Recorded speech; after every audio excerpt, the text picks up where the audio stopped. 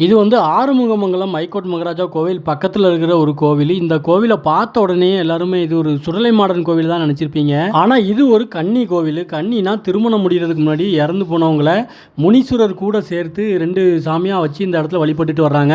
கன்னி வயசில் இறந்து போகிற பெண்களை வீட்டில் வந்து கன்னி தெய்வமாக வச்சு வழிபட்டுட்டு வராங்க. ஒரு சில பெண்களை வந்து இந்த மாதிரி சாமி கூட சேர்த்து ஒரு இடத்துல வச்சு கோவிலாகவே கட்டி சாமியாகவே வழிபடுவாங்க. இந்த கோவில் ஆறுமுகமங்கலம் ஐகோட் மகாராஜா கோவிலுக்கு போகிற வழி அதிலிருந்து ரொம்ப பக்கத்தில் தான் இருக்கும். ஒரு காலத்தில் இதில் வந்து வெறும் 2 கல் மட்டும் தான் வச்சுருந்தாங்க. பாறை கல்லை வச்சு அந்த இடத்துல தான் சாமியாக பூவெல்லாம் வைப்பாங்க, வச்சு சாமியாக வழிபட்டுட்டு வந்தாங்க. இப்போ தான் இந்த கோவிலை எடுத்து கட்டியிருக்கிறாங்க. இந்த இடத்துல ரொம்ப வருஷத்துக்கு முன்னாடி சாமியாடி அருள்வாக்கெலாம் சொல்லிட்டு ரொம்ப பிரபலமாக இருந்திருக்குது இந்த கோவில்.